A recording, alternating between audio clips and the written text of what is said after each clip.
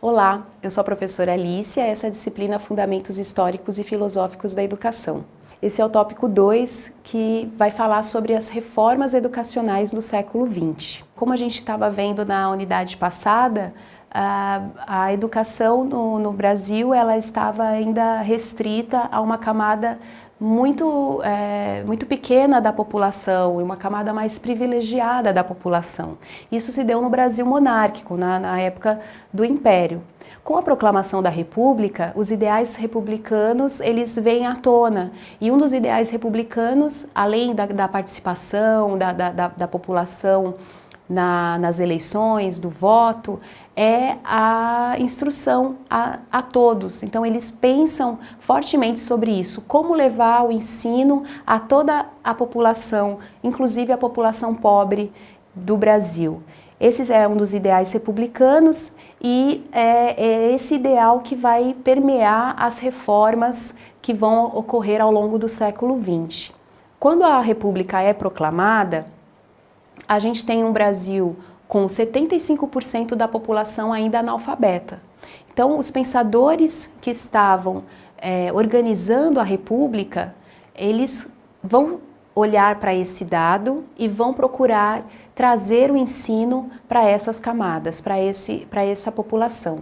É importante lembrar que nós estamos falando de um país que acabou de abolir a escravidão. Então nós temos uma mão de obra livre que precisa ser ensinada para que possa atuar no trabalho, tanto na lavoura como nas fábricas que vão começar a surgir. A gente não vai falar de todas as reformas educacionais que ocorreram no século XX. Vamos selecionar aqui apenas algumas reformas que têm alguns dados de permanência nas características da escola ainda hoje. Nós vamos falar de reformas que trouxeram formas de organização da escola que a gente vê presentes até nos dias atuais, e também nós vamos falar de reformas que foram encabeçadas pelos intelectuais que participaram do Manifesto dos Pioneiros da Educação. A primeira reforma que a gente vai situar é a Reforma Caetano de Campos. Como vocês podem ver aí na tela, a Reforma Caetano de Campos ela traz essas características, né? Então, a gente está falando de uma influência dos métodos norte-americanos, e aí retomando, como a gente viu, a filosofia do John Dewey é amplamente discutida aqui no Brasil, então esses métodos norte-americanos têm influência desse pensador. O Caetano de Campos também traz a primeira escola primária, a escola normal para São Paulo. A escola normal é a escola que forma professores. A gente fala de um ensino seriado e com classes homogêneas. Então essas são as características da Reforma Caetano de Campos.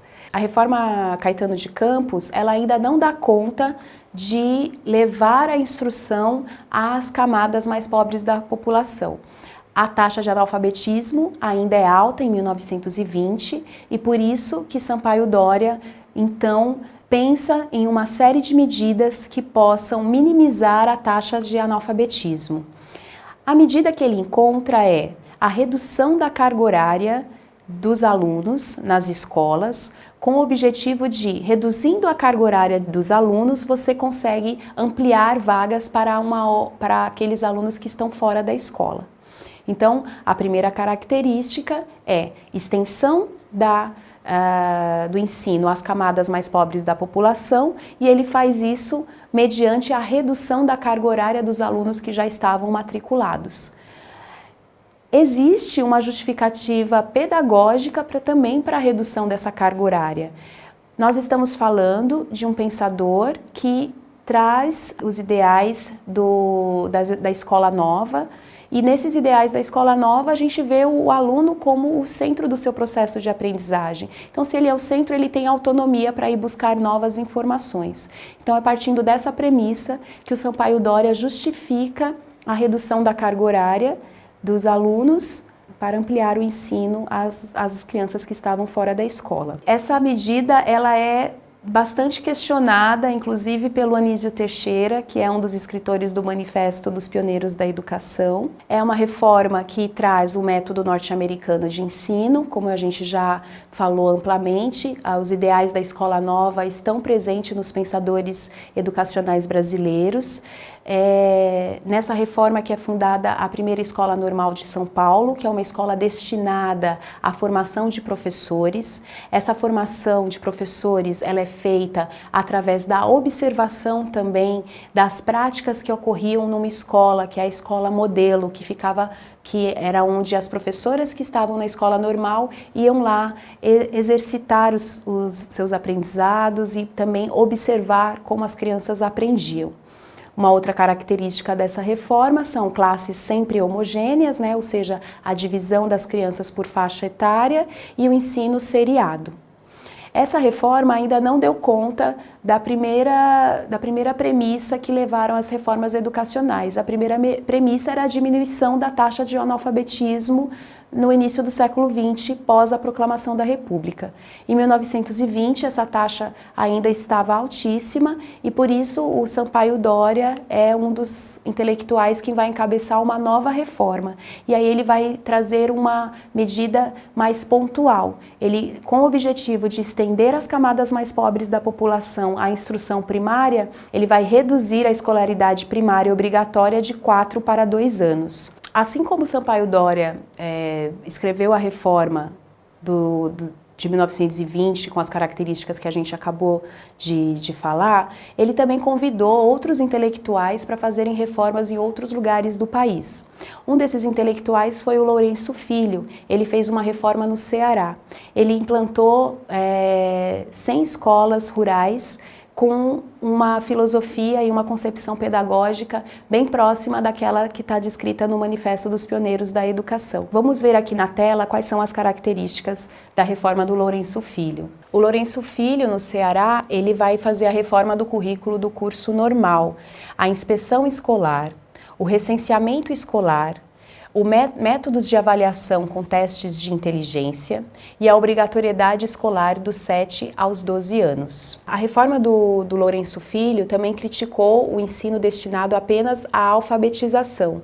Ele queria uma formação mais plena para as crianças. Então, nesse sentido, o Anísio Teixeira também fez uma reforma na Bahia, formando a Escola Normal de Caetité, e essa escola era destinada para a qualificação do corpo docente.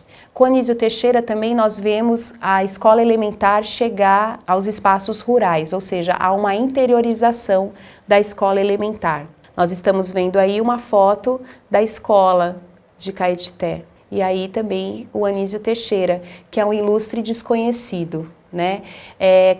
Ele criticou fortemente a reforma do Sampaio Dória, fazendo o seguinte questionamento: ensino primário incompleto para todos ou ensino integral para alguns? Essa problematização trazida por Anísio Teixeira pode ser observada atualmente, quando o MEC expõe diretrizes para a ampliação do ensino, né, a escola de tempo integral, ampliar o tempo de permanência das crianças na escola.